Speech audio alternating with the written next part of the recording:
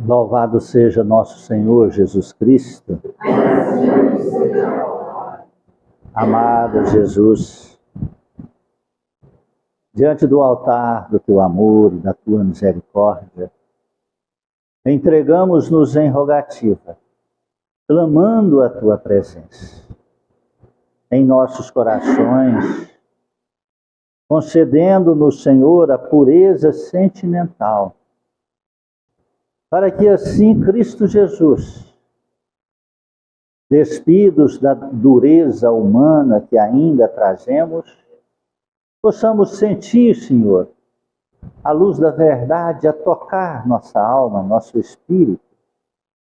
Rogamos tuas bênçãos celestiais, Senhor, para dar-nos o entendimento do teu evangelho de luz, para que assim possamos organizar nossas ideias sobre a luz da verdade e dissipar, Cristo amado Jesus, as nuvens negras da ilusão e da hipocrisia que ainda Cristo Jesus alimentamos dentro dos nossos pensamentos, distanciando de tuas verdades, até mesmo confundindo-nos sobre a luz da realidade espiritual. Abençoai esta casa que nos acolhe, iluminai cada trabalhador de boa vontade desta casa santa que colocam-se como medianeiros do amor, servos dos teus servos. Estendei, Senhor, ao lar, à família, aos familiares aqui representados, a luz do teu amor, e que em cada lar possa receber, Senhor, a visita da tua misericórdia, Senhor, de um anjo amigo. Derramai sobre aqueles que já partiram para a pátria espiritual, mas que ainda, Senhor, encontram-se aprisionados nas necessidades materiais, a luz do teu amor. E convidai-os a participar deste culto do teu amor e da tua verdade, para que possam, Senhor, vivenciar a realidade que se encontram, já despidos das vestes físicas, mas não mortos. Muito mais vivos agora, porque encontram-se na plenitude do Espírito. Amado Jesus, abençoai, Senhor, o alimento que iremos tomar e servir. Que este alimento possa transformar-se em medicamento, agraciando, Senhor, todos aqueles que participaram para que este alimento chegasse a nossas mãos, com um abraço fraterno da tua misericórdia e o auxílio para vencer as dificuldades em trabalhos tão árduos. Rogamos, Senhor, que estenda tuas mãos santas neste caderno de prece. Tem todos os nomes que aqui encontram-se, encarnados e desencarnados, e aonde estiverem, receba a visita do anjo amigo, que possam fortalecê-los na verdade, e assim encontrarem coragem e disposição para buscar teus caminhos na religião que acreditarem, mas naquela que professar as tuas verdades de amor e vida eterna. Nas águas aqui trazidas, amado Jesus,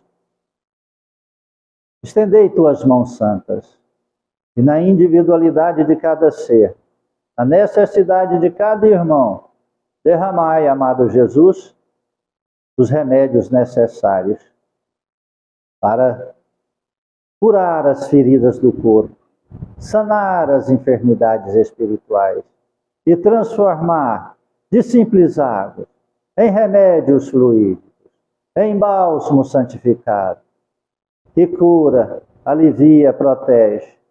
Em nome de Cristo Jesus, transformam-se em águas fluidificadas. Santo remédio de nosso Senhor amado, pedimos-te também, Senhor, que as tuas bênçãos se façam sobre a colônia Santa Marta, os hospitais, as creches, asilos, presídios, orfanatos, manicômios, aonde houver um gemido, a dor, a escuridão, o mal, o erro, lá esteja a tua presença, Senhor. Lá esteja, Senhor, a tua luz de amor e vida eterna. Abençoai nossos irmãos católicos, evangélicos, judeus, muçulmanos e todos que professarem cultos credos, diferentes e diversos do nosso. Iluminai, amado Jesus, e que todos possam compreender e entender que somos todos irmãos em Cristo Jesus. E que um dia, não muito distante, possamos nos unir sobre a luz da caridade, na vivência da fraternidade, como uma verdadeira família espiritual. Agradecido, Senhor, rogamos ainda pelo nosso país querido, pelos nossos governantes sérios e por todas as nações, Senhor. Não permita que as trevas invadam os corações dos governantes e que pacifique, Senhor, e que possamos caminhar para a regeneração em paz. E que dissipe, Senhor, aqueles que fomentam as trevas, as guerras, os confrontos bélicos. Que teus anjos amigos possam descer, Senhor, dos altos esplendores celestiais e tocar as trombetas da paz em cada coração. Ó Cristo Jesus, que tua vontade, tua presença seja eterna em nossas almas, em nosso coração. Que Deus seja louvado e que assim seja. Boa tarde, irmãos amigos. Sejam muito bem-vindos em nossa singela casa de prece, de amor, de fraternidade. Que temos como único propósito, motivo, amar, servir e perdoar e instruir sobre as luzes abençoadas de nosso Senhor Jesus Cristo. Quantas incompreensões ainda nós temos na alma, quantos aprisionamentos ainda temos no ego, quanta dificuldade de compreender e entender os ensinamentos de Jesus, quanto ainda estamos materializando a nossa fé. Nós não podemos pretextar mais ignorância. Nós não podemos acreditar que religiões são para resolver nossos problemas materiais. Não, nós não podemos acreditar nisso. Nós já não somos criancinhas mais que acreditam em Papai Noel. As religiões, a religião, principalmente a espírita, são religiões de esclarecimento. Não existe privilégios. Nós não temos como pedir a Deus para massacrar o nosso inimigo, por quê? Porque o nosso inimigo é filho de quem? É filho de Deus, assim como nós. Nós não podemos pedir a Deus que destrua outra religião, porque a pessoa de outra religião também é filho de quem? De Deus. É nosso irmão.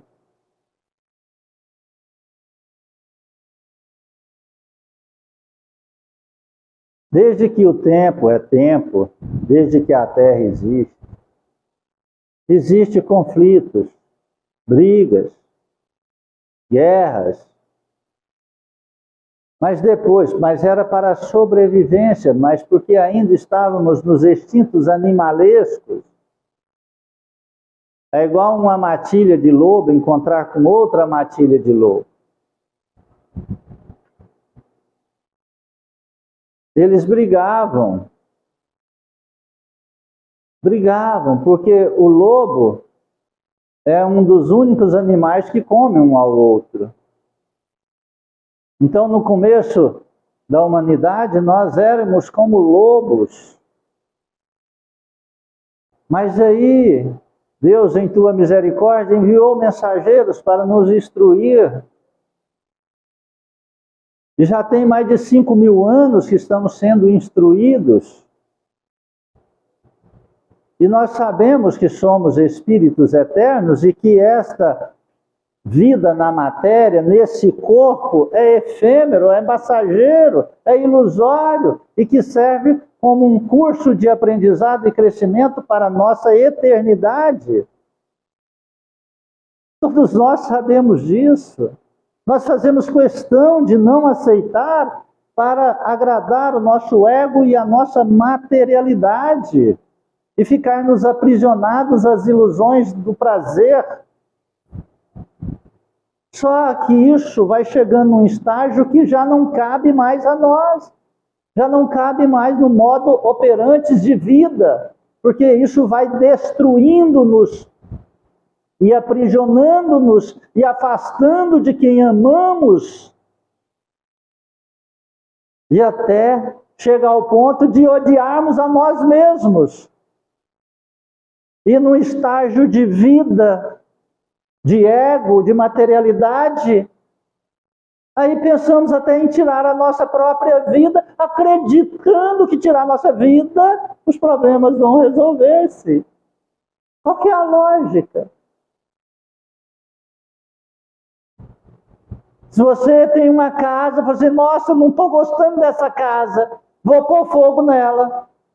Aí você põe fogo na sua casa porque você não gostava dela, e depois vai ficar dormindo nas cinzas da sua casa, ao relento, no frio, na chuva, no sol. É assim que faz? Se você não está gostando dessa casa física, nessa encarnação não tem como você mudar. Claro, você pode dar uma disfarçadinha, fazer uma plástica, pôr cabelo, ir para academia, malhar, tô magro, vai comer, tô gordo, para de comer, diminui a alimentação e assim por diante. Não é? Mas você tirar a vida, não tem como você tirar a vida, como você vai tirar a vida? Não existe, não tem como, nós somos eternos.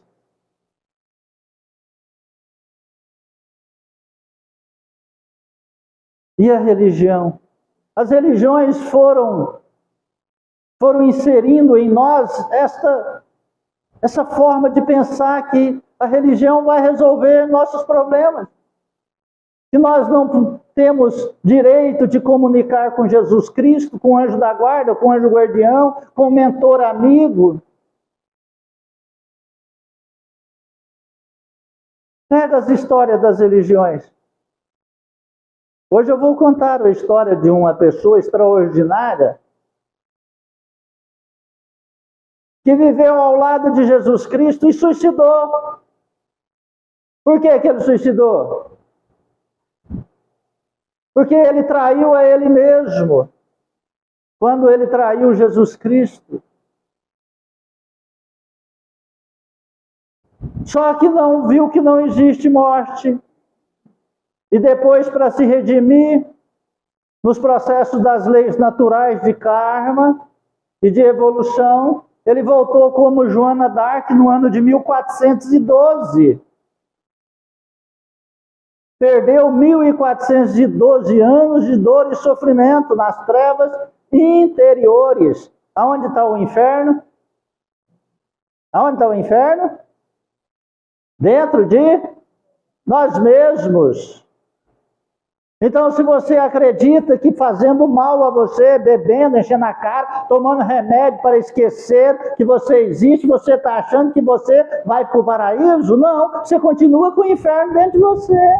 A única diferença é que o inferno físico, na matéria, você pensa que não existe. Mas e a mente? Ela é eterna, E a hora que você dorme, e a hora que você está em devaneio de loucura, você não consegue manifestar para o próximo. Mas para dentro de você, no seu espírito eterno, as trevas estão muito maiores. É um inferno astral dentro da tua cabeça. Entende? Mas então como fazer? Entender. Entender que religião é para mostrar o caminho, mas quem tem que caminhar? Nós. Que Jesus Cristo é o caminho, a verdade e a vida. Mas quem tem que viver com a verdade? Nós, não é ele não. Ele já viveu a verdade. Ou ele vive a verdade. Está compreendendo isso? Estamos caminhando a cada dia, a cada semana, para a verdade imutável. A verdade imutável de Deus, não a minha, não a sua, não da Igreja Católica, não do Espiritismo, não dos Evangelhos, do muçulmano, não. Viver a verdade absoluta. O que está acontecendo no mundo? Fomentando guerras, brigas, tragédias, para quê? Para que ser o império das trevas. Você quer?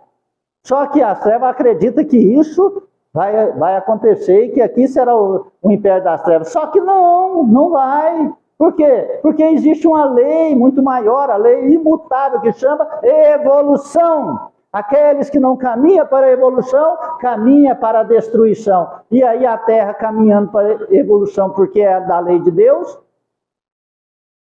Aqueles que não vão caminhar para a destruição de si mesmo. Só que como não tem como destruir a si mesmo, entra no processo de dor e sofrimento, aquilo que se chama eterno. Porque é eterno enquanto dura, disse o poeta. Eterno enquanto dure. Nós estamos esquecendo das palavras de Jesus Cristo. Quando Jesus Cristo encontrou no poço de Jacó com a samaritana, ele disse, me dá de beber. Ela disse, esse poço é de Jacó, judeu não bebe dessa água, só os filhos de Jacó, só descendência de Jacó. E ele falou, me dê desta água para matar a minha sede, que eu te darei a água que você nunca mais sentirá sede. Que água é essa? A verdade. A verdade. Viver a verdade, ela nos asserena a alma. É para isso que esta casa existe, é para isso que o Espiritismo veio. Para serenar a nossa alma, para mostrar-nos o caminho da verdade. Não para prometer que vai te curar, não para prometer que vai fazer cirurgias espirituais e que você vai aliviar as dores físicas. O que adianta aliviar suas dores físicas? Se você tiver com as dores na alma. Lembra lá daqueles 10 leprosos que Jesus curou? Jesus disse, um foi curado. Os apóstolos, não, Jesus, não, mestre. Eram 10. Ele falou assim, não, um foi curado. E um voltou para trás e disse, obrigado, mestre, o que eu posso fazer para seguir-te, servir-te? Jesus falou, vai e viva a verdade lá na sua família. Com a sua família. Os outros 9 saíram pulando e gritando, vou beber, vou encher a cara, agora estou saudável, estou bonito, vou amar, vou fazer sexo, vou fazer isso, vou fazer aquilo, vou ganhar dinheiro, vou trabalhar. Ele falou assim, daqui uns dias volta toda essa dor, toda a lepra para esses outros. Então o que adianta você vir aqui, nós virmos, né, que eu também estou aqui, e pedir para que Deus imponha a mão e derrame em nós a energia e cure a dor na coluna, a dor na perna, a dor no coração. Dor no coração não existe dor, mas dói, né? A dor disso, a dor daquilo, mas não alimentar nossa alma para que nosso espírito encontre a luz da verdade para a vida eterna.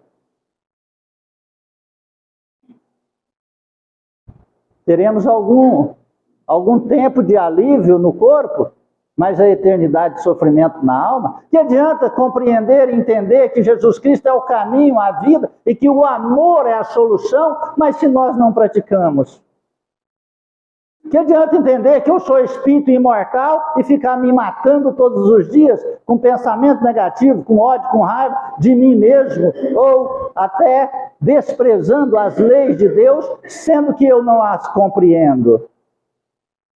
Eu não compreendo as leis de Deus e fico questionando as leis de Deus. Eu não compreendo nem o que está no núcleo de uma célula que habita esse corpo, que tem aproximadamente 70 trilhões de células. Eu não sei o que é uma. Eu só sei que ela foi subdividida Mas eu não entendo. Ela tem uma vida própria. Nem eu, nem os cientistas, nem ninguém. Porque se eles entendessem, eles não permitiam dar o câncer, eles curariam a AIDS, eles curariam o mal de Alzheimer, eles curariam as doenças degenerativas e pegaria no embrião e faria as mutações para que nascesse com belezas perfeitas e sem deficiências. Mas é pelo contrário. Quanto mais trabalha, mais entende que não tem o poder, porque o poder da compreensão das células está no poder do amor, de viver a verdade em Cristo Jesus, porque quanto mais amamos, mais transformamos nossa alma,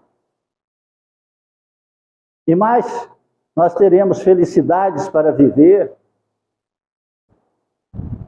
E compreendemos que as dificuldades que vão chegando são apenas oportunidades para que a gente aprenda e compreenda a nossa essência, a nossa individualidade. E que todas as pessoas difíceis que aparecem na nossa frente, todas elas têm as mesmas dificuldades que nós temos. E se nós não gostamos de como elas são, é porque elas são igual a nós mesmos. A partir do momento que eu passo a gostar da outra pessoa, eu vou gostar de mim também. Está entendendo isso? É Deus que faz isso? Não, somos nós. Jesus Cristo só nos mostrou o caminho.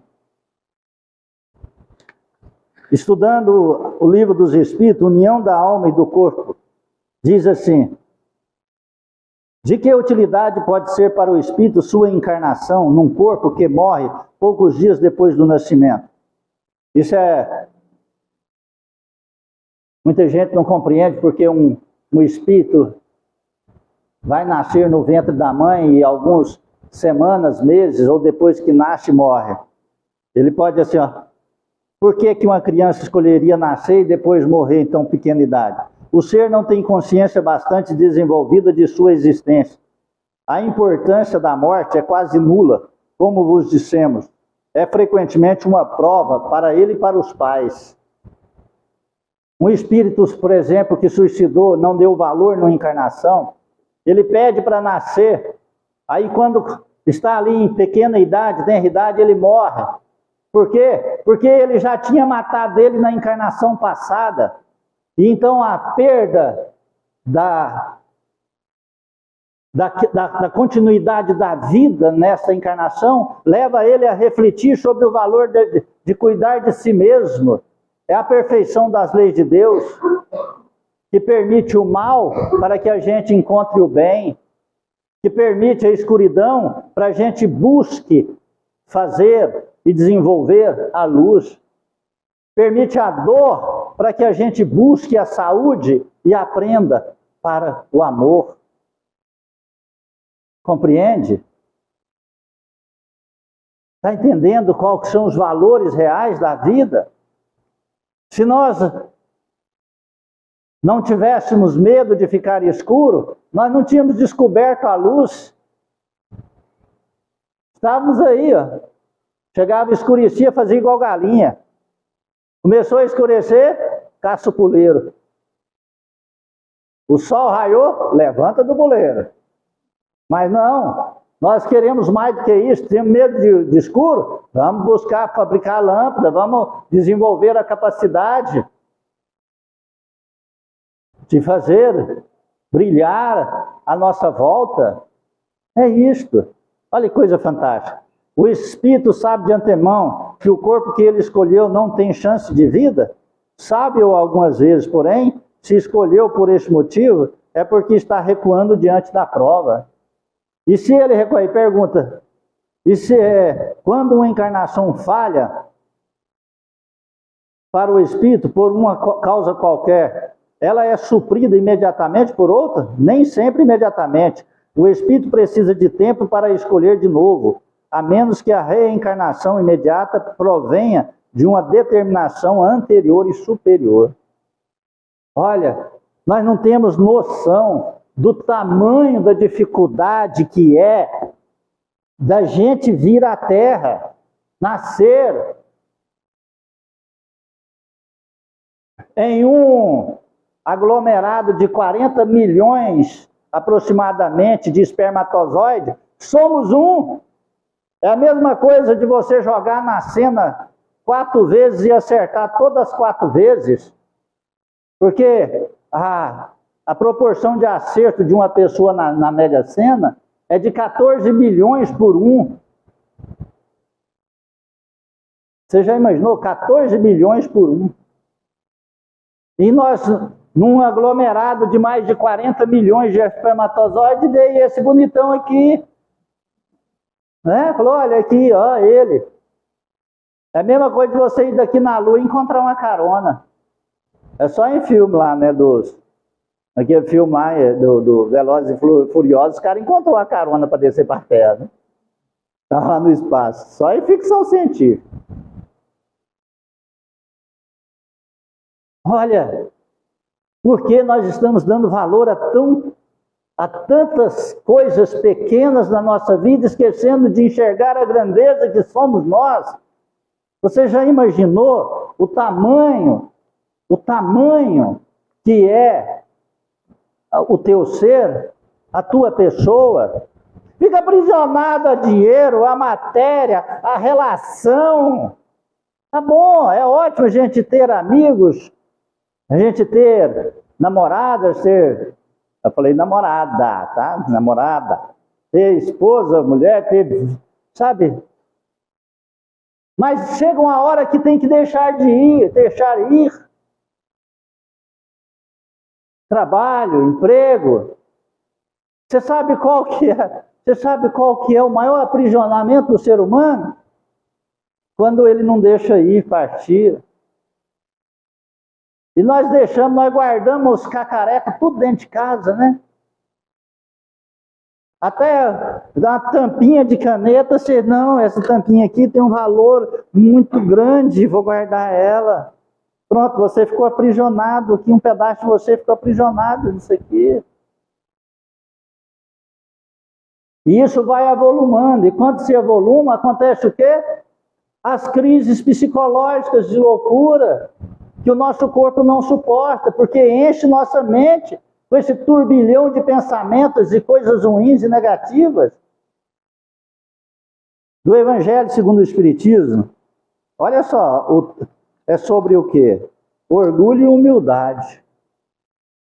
Ele diz assim, ó, despertai, meus irmãos, meus amigos, que a voz dos Espíritos toque vossos corações. Sede generosos e caridosos, sem ostentação. Veja só, despertai. Seja caridoso. Caridoso com quem? Se você é caridoso com o próximo, você será caridoso com quem? Com você mesmo. Homens, por que vos lamentais das calamidades que vós mesmos amontoaste sobre vossas cabeças? Por que nós estamos aí nessa lamentação da grande problemática que nós mesmos estamos colocando sobre nossa cabeça? Pare de lamentar e fale assim, poxa, o que eu tenho que fazer? E vai fazer.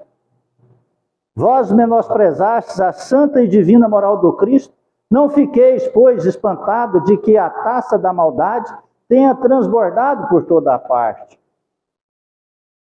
Nós estamos desprezando. Você sabe quem é nosso Senhor Jesus Cristo? O meu Jesus, o teu Jesus. É meu irmão, é teu irmão. Você sabe quem é ele? Ele é um espírito, assim como eu, assim como você, que iniciou uma escalada em forma retilínea e obedeceu às leis do nosso pai, do meu pai, do seu pai e do pai dele. Cristo não é Deus, Cristo é filho de Deus. Assim como eu sou filho de Deus e você é filho de Deus.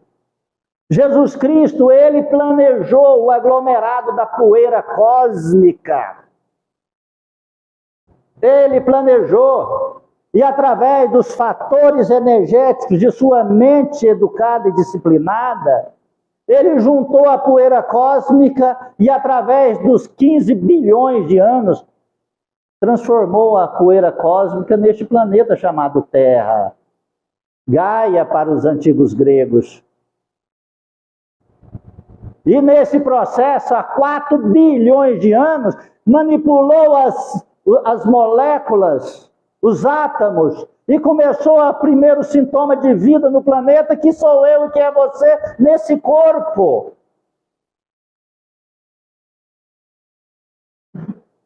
Para que o Espírito Eterno viesse habitar aqui e pudesse pegar a substância deste planeta e fazer dele um corpo físico. Tudo que tem no meu corpo tem na face da Terra. Tudo que tem no teu corpo tem no planeta Terra. Está compreendendo? E se ele é esse governador, esse arquiteto, quem é que nós temos que seguir, obedecer? É a religião? É a igreja? Não, é Jesus Cristo. Porque as religiões, o que fizeram? Você já dá uma estudada, ou dá uma lida nas religiões. As religiões, quando lá, vou pegar só um pedacinho, um trecho da Idade Média. Ali pelo ano 1000, quando o Apocalipse disse que as bestas iam ser soltas. Iniciou-se as cruzadas. Para quê?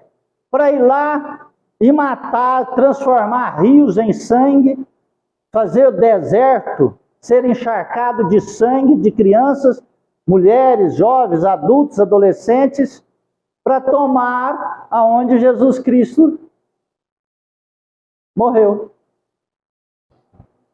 A própria igreja fez isso.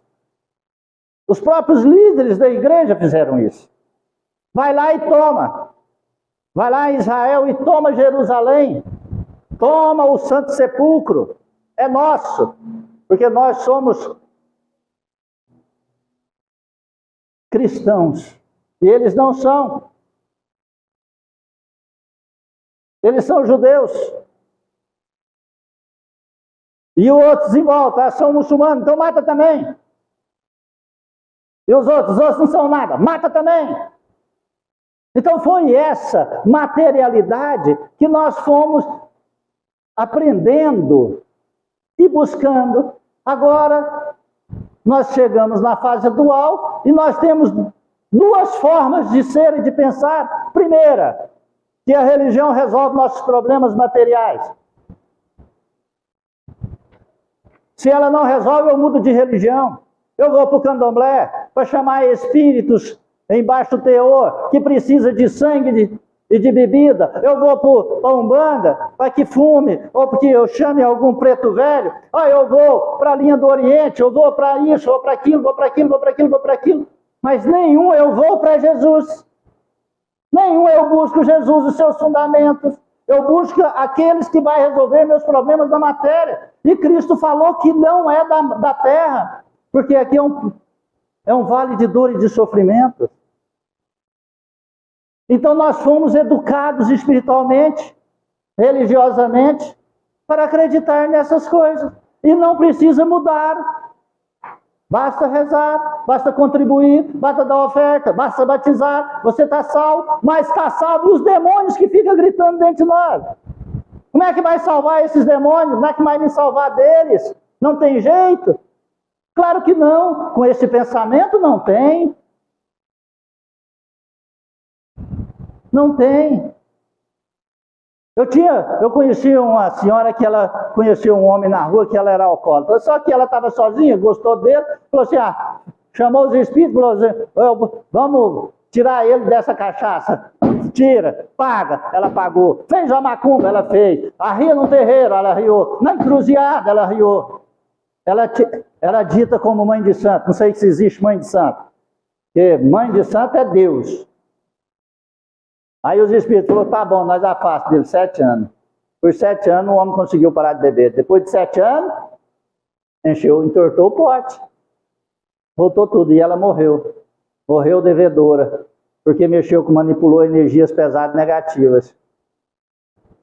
Quantas vezes eu fui lá curar, fazer limpeza nas feridas dela, passar água fluida, levar remédio, dar paz, conversar, e ela foi putrefando em vida. Por quê? Porque não buscou foi Jesus. Porque não buscou a vontade da criatura, buscou o ego, o orgulho dela que queria aquele homem de qualquer maneira.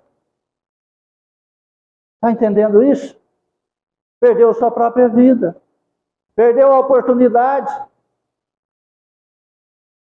Isso são para aqueles que buscam as religiões ou os espíritos para resolver as coisas da matéria.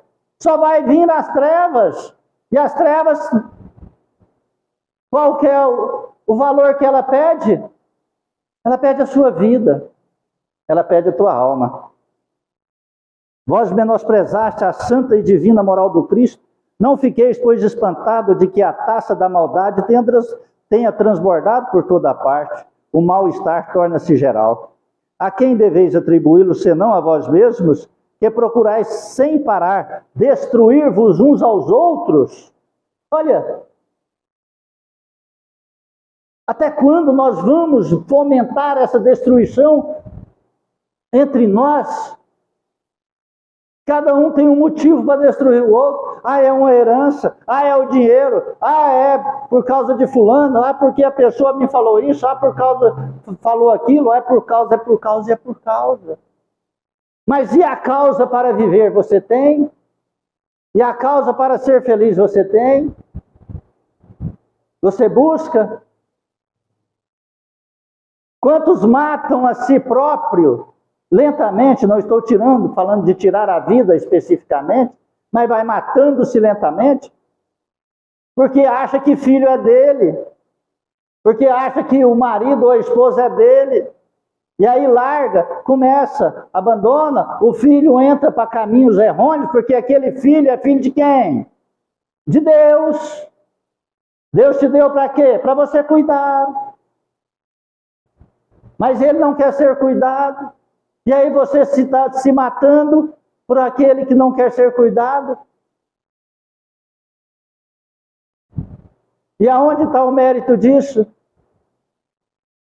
Porque se nós temos que amar a Deus acima de tudo e o próximo como a nós mesmos, se estamos fazendo isso, nós não estamos amando a Deus e nem a nós. Nós estamos amando só o próximo. Está compreendendo isso? Isso chama egoísmo.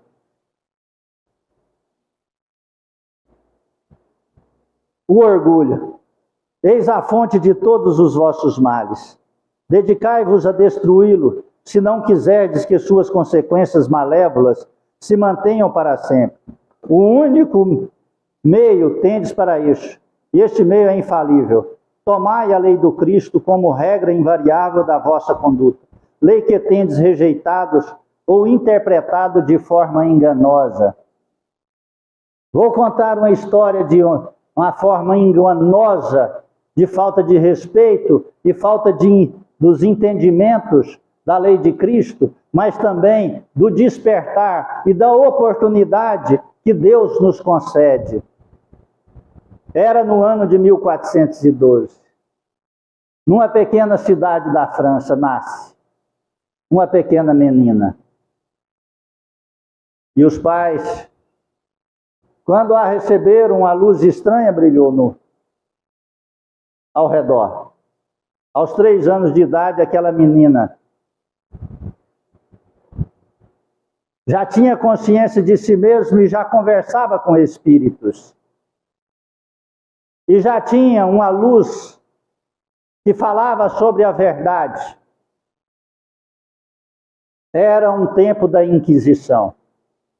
Acabava-se a jornada sangrenta das cruzadas, que tinham dizimado e dizimou até nos tempos atuais a maior quantidade de pessoas que já teve noção de contagem em toda a história da humanidade da Terra. Disse que foram mais de 1 bilhão de espíritos que morreram com as cruzadas. 1 bilhão de espíritos. Sem falar daqueles que arrancavam a língua, daqueles que eram mutilados, cortados membros, castrados, cortado mão, dedos. Nasce essa jovem E ela, destemida, conversava com os espíritos, tinha uma missão. Nos primeiros 3 anos de idade, ela encontrou com a luz da verdade de Cristo Jesus, quando ela viu uma pessoa amiga da família ser queimada em praça pública, porque as crianças eram obrigadas a assistir aquilo que se chamava a lei de Deus, queimar os hereges. Quem eram os hereges? Que falava a verdade e que vivia a verdade em Cristo Jesus. E aquela menina viu queimar. Um daqueles amigos da família, que era bispo, e ela abraçou aquela causa, disse, com 3 anos de idade, eu quero conhecer esse Cristo. E assim ela passou. Ela cresceu. Ela transformou numa grandiosa guerreira da França, lutando pela liberdade e até mesmo sendo amiga do rei da França da época. Mas incomodou a igreja mandatária do planeta Terra daquela época, porque ela tinha valores reais e vivia os ensinamentos reais de Jesus Cristo. E assim, a igreja, com o seu poder inquisicional, ameaçou o rei da França. Ele cedeu, traiu ela, abandonou-a e expulsou, porque ela era soldada, ela era de alto escalão do governo da França. Abandonada. Os soldados da igreja inquisicional aprisionaram e retalharam seu corpo como retalha aquelas carnes para fazer secar. E pediu que ela abjurasse Cristo da forma que ela via, e que ela não podia comunicar com nenhum anjo e nem com nenhum espírito. Ela nunca abriu, ela disse, eles estão aqui dizendo que vocês estão enganados, e se vocês estão enganados, eu te perdoo. Eles cansados venderam ela por 100 francos. Ela foi, compra nesses mercados de escravizações humanas da época. Compraram ela, estruparam, vilipendiaram. Quando ela estava como um farrapo humano, jogaram ela fora. E ela continuou a falar, a pregar e receber comunicações do alto. A igreja aprisionava, levava para as masmorras, castigava, faziam longos depoimentos, torturas, e ela nunca, em nenhum momento, ela cedia. Essa mulher chamava Joana d'Arc, era a reencarnação de Judas Iscariote, recebendo ali uma oportunidade santa e sagrada de provar o seu amor a Jesus Cristo e a compreensão da vida eterna, e fazer a missão de brotar nos corações de toda a humanidade que conhecesse a sua história, a luz da verdade de Cristo Jesus, que salva sem a necessidade da dor, bastando encontrar o amor. Ela vendeu Jesus Cristo por 30 moedas. Ela foi vendida por 100 francos na França. Estava ali a lei do retorno, do karma, a lei da reparação. E um belo dia, ela trancafiada no castelo, na masmorra de um castelo. E tinha uma mulher que andava pelas ruas de Paris. que foi apelidada a louca de Paris. A mulher era um farrapo humano. Mas mesmo quando olhava para ela naquele farrapo humano, ela desprendia de si uma alta aristocracia de nobreza. E nos momentos de lucidez ela filosofava, ela falava a teoria de Sócrates e Platão.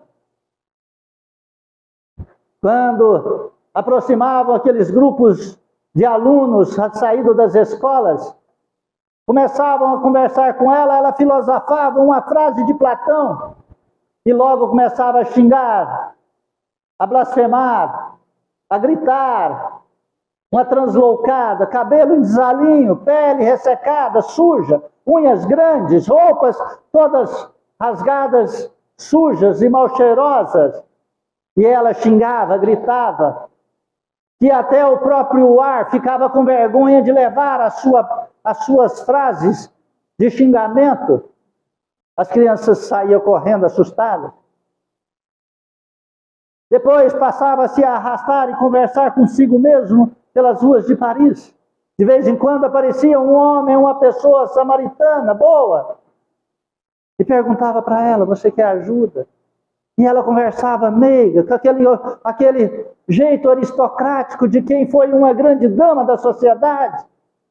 Mas quando a pessoa chegava próximo para ajudá-la, ela começava a gritar e xingar, a ofender a pessoa com palavras. Era conhecida como a louca de Paris.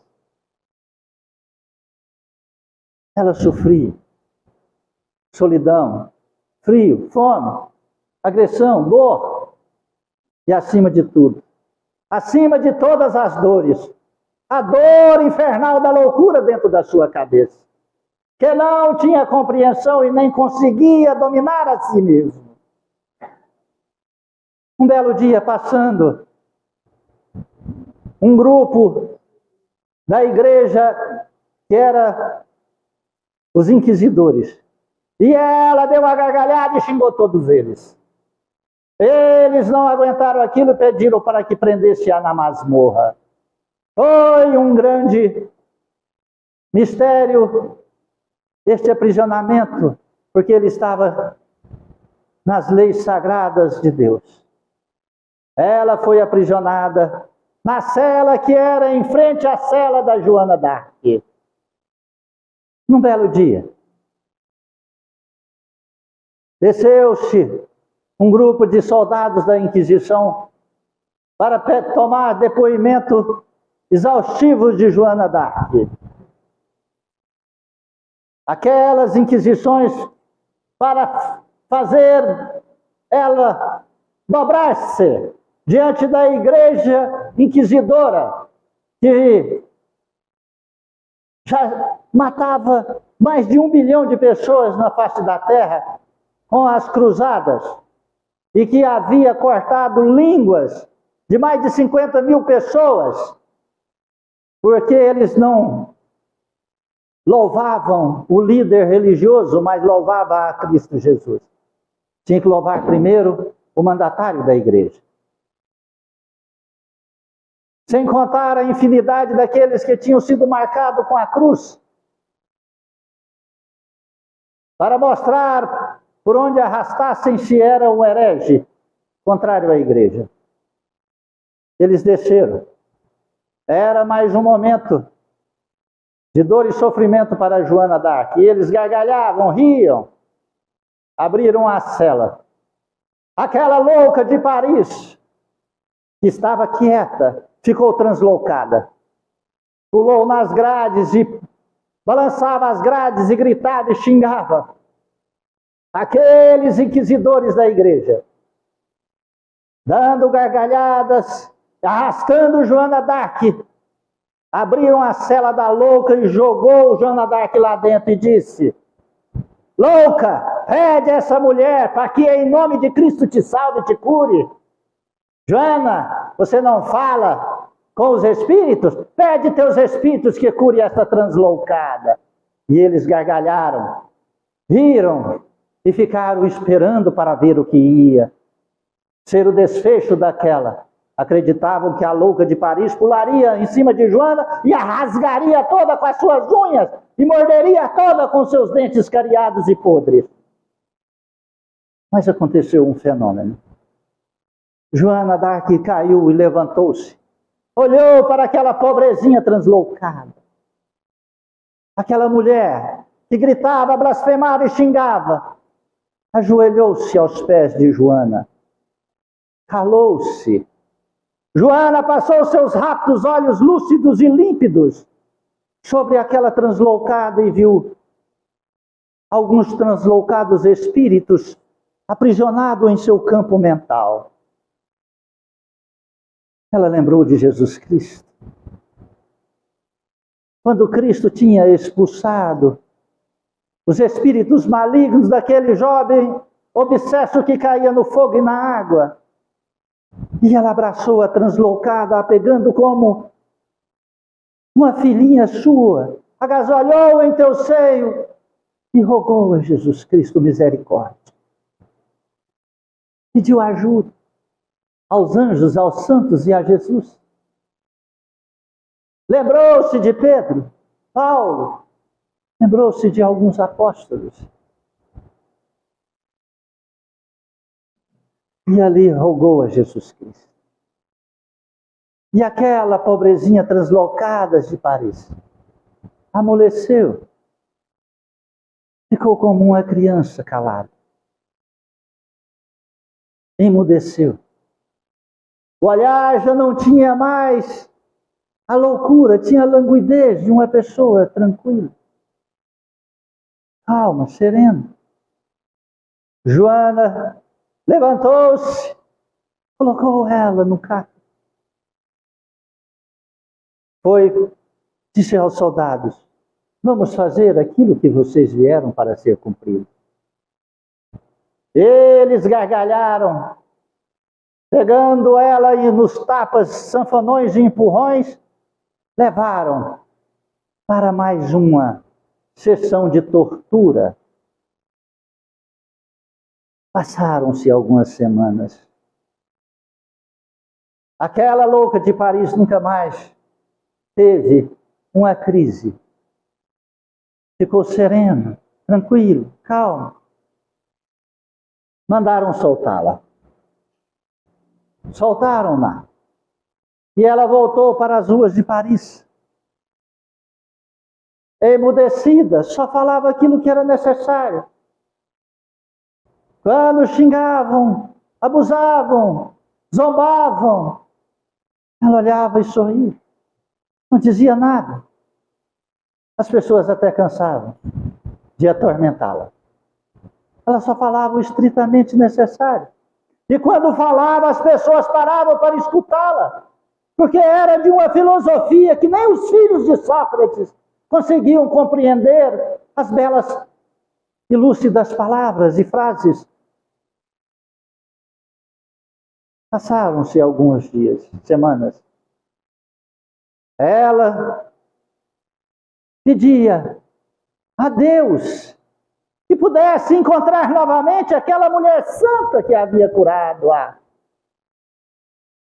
Ela dizia: Deus, eu quero encontrar aquela mulher santa. Eu quero dar a minha vida a ela. Eu quero ser escrava dela. Porque ela me tirou do inferno. Eu darei a minha vida a ela. Por toda a eternidade, porque agora eu não tenho mais loucura. E ela pedia a Deus.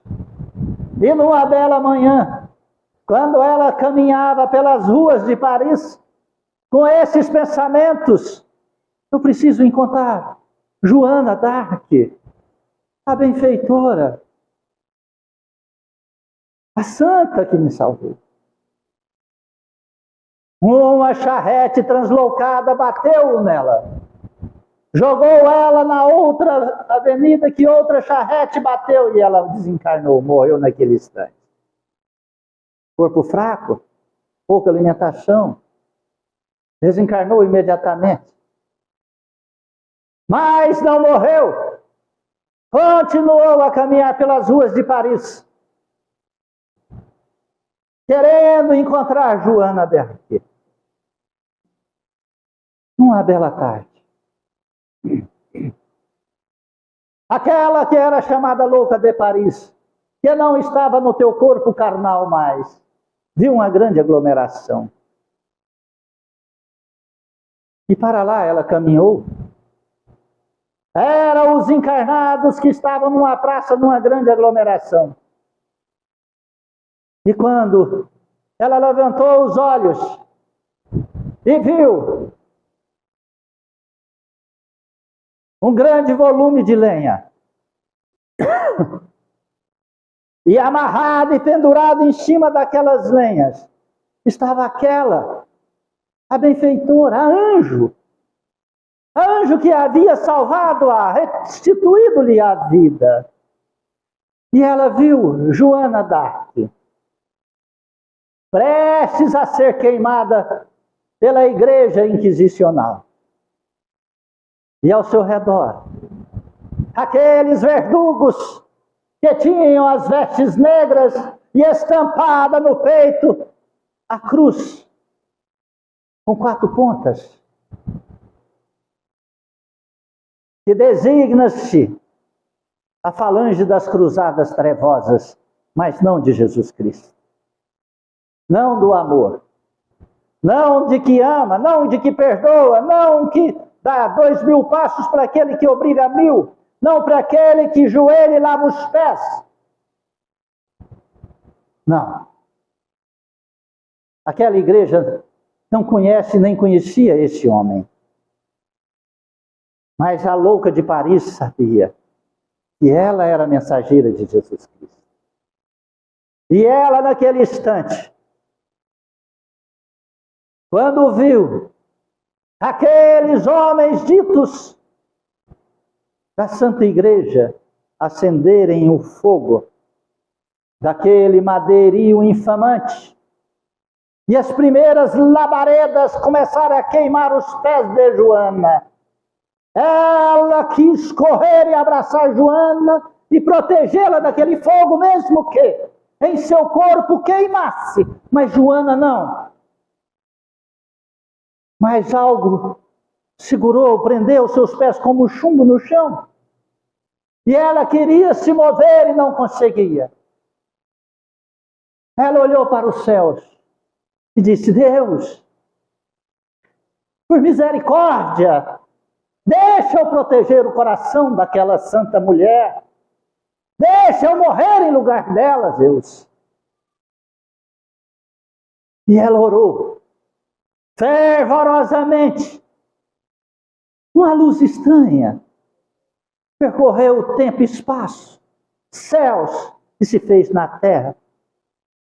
E ela, sem corpo físico, mas viva, libertou-se daquele peso que estava como chumbo aprisionando-a naquela calçada.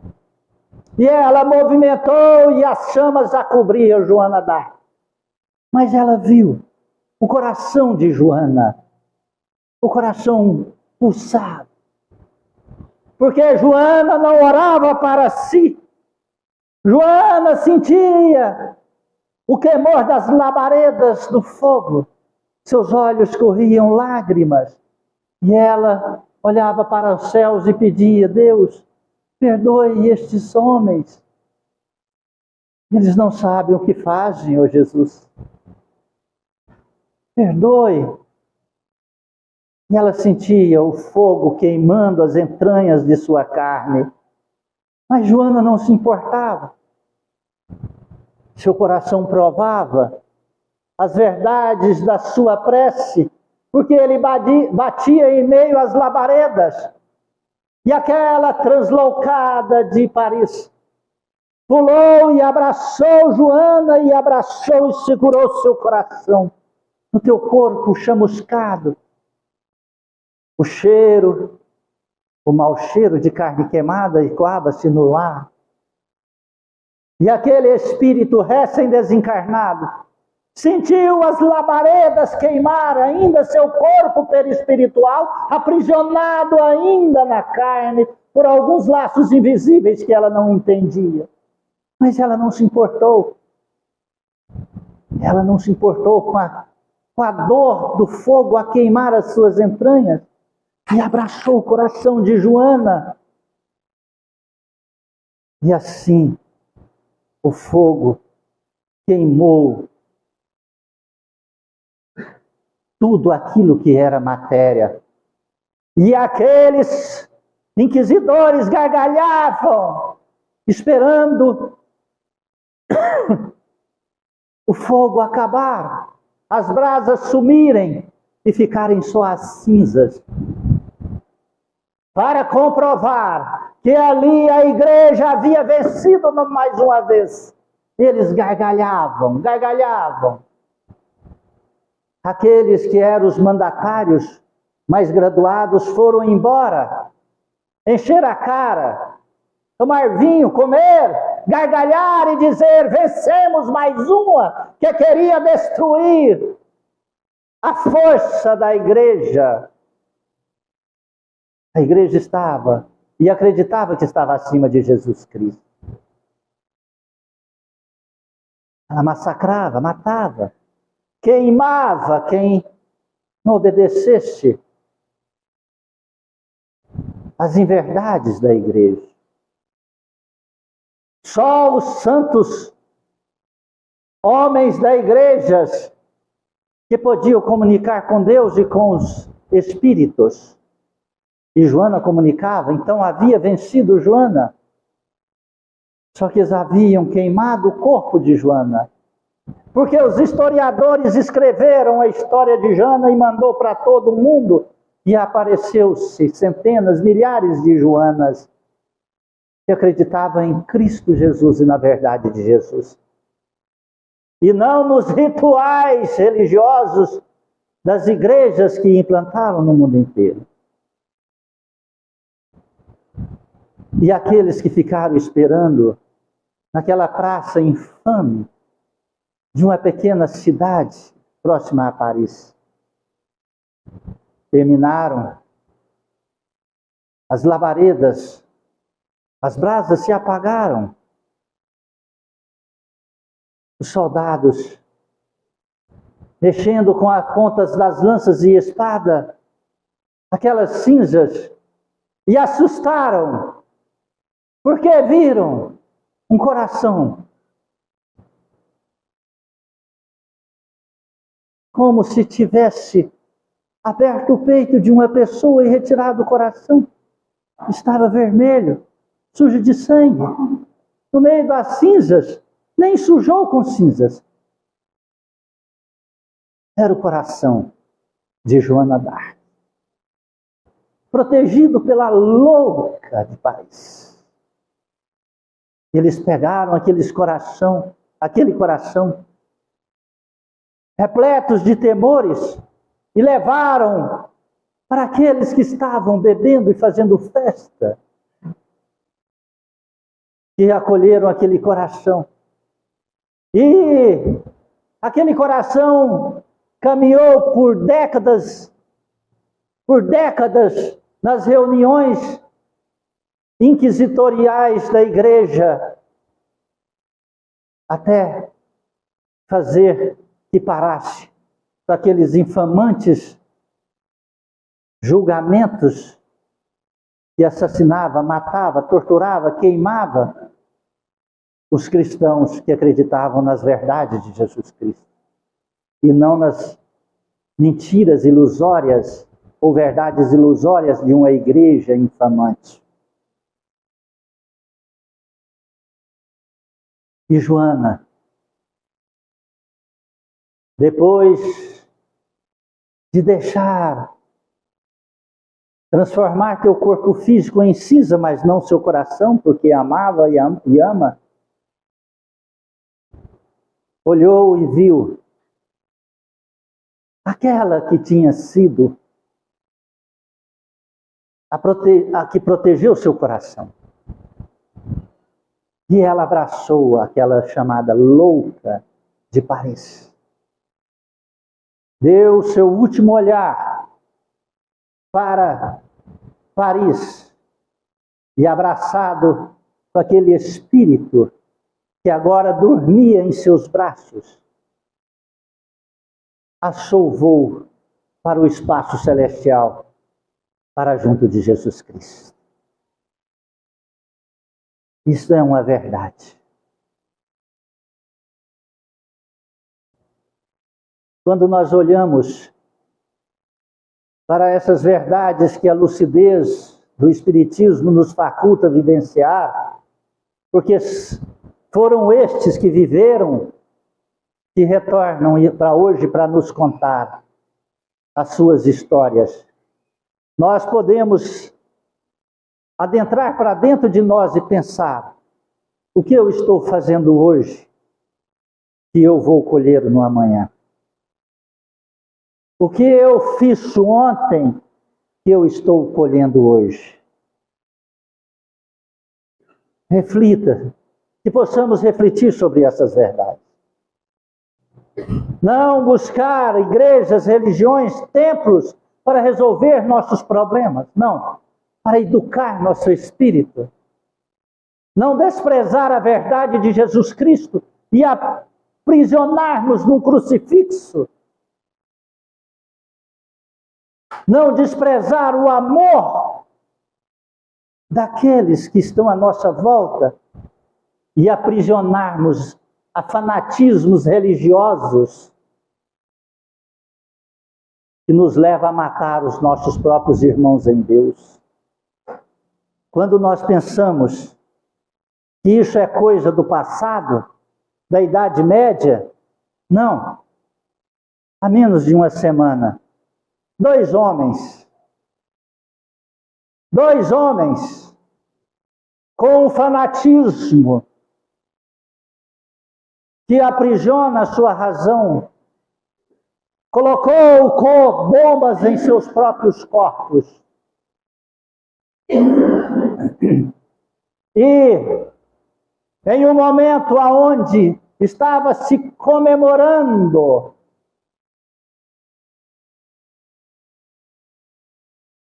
em um país o aniversário de morte, 4 ou 5 anos, se não me engano, de um grande general, que também havia matado centenas e milhares de pessoas. Esses dois adentraram-se no meio daquelas pessoas, da multidão, e acionou os detonadores, fazendo desencarnar 88 pessoas imediatas e levar ao hospital em estado grave mais de 200 pessoas, em nome de uma fé, de uma religião, em nome de um fanatismo.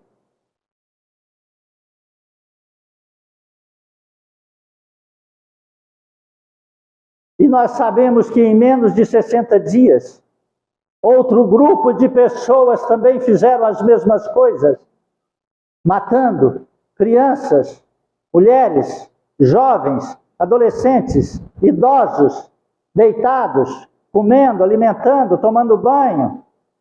Estruparam, abusaram de crianças em nome de uma religião, em nome de uma crença religiosa. Esse é o mundo que nós dizemos civilizados. Esse é o mundo tecnológico que tem uma espaçonave andando a 20 bilhões de anos-luz de nós, que viaja no tempo e espaço há mais de 50 anos, e que manda informações. Esse é o mundo civilizado que adentramos para dentro do átomo, e que nós dividimos os elétrons, e que nós encontramos a menor partícula até hoje encontrada, chamada bóson de Higgs, acreditando que é a essência, a partícula de Deus. Esse é o ser humano que olha para os céus e compreende que nós somos um pálido ponto azul no espaço, que é um dos menores planetas da nossa galáxia, e acredita que só aqui que tem vida. E Jesus falou que são muitas as moradas da casa do Pai. Este é o ser humano que diz amar e mata seu próprio pai, sua própria mãe. Esse é o ser humano que acredita em Deus e usa Deus para massacrar o próprio, chamando Deus para massacrar o próprio filho dele. Estamos numa era da mentira e da inverdade. Na era onde aquilo que Hitler trabalhou quando perderam a Primeira Guerra, nos tempos idos de 1914 a 16, e por 12 anos, ele invocou as trevas do orgulho, do ego, e compreendeu que uma mentira falada muitas vezes, ela se transforma em verdade.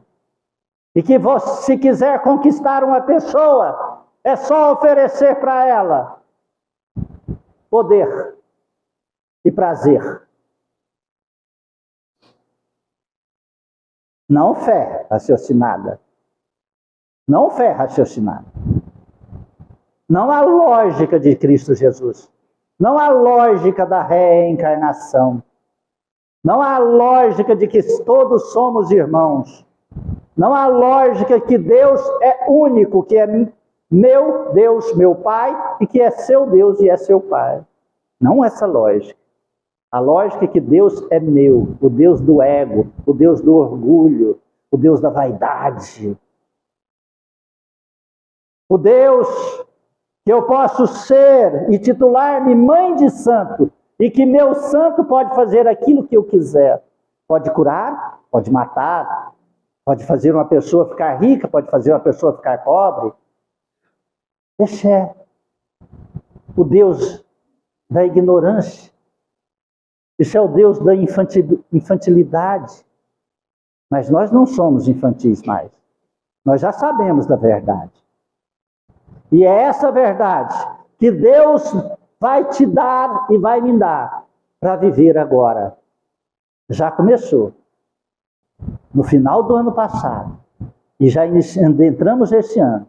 Vivei a verdade. E ela te libertará. Vivendo na mentira, na ilusão, e ela te aprisionará. Não das dores físicas agora. Aquilo que chamamos bipolaridade, loucura, esquizofrenia, ansiedade, depressão, interpretação errônea da situação da convivência à nossa volta, intolerância, raiva, ódio, ciúme, mesquinhez, egoísmo, orgulho, vaidade e assim debulha essas perversidades humanas. Ou vive a verdade, ou sofrerá as consequências da impiedade, da hipocrisia. Amém? Alguém quer falar algo, dizer algo, perguntar algo?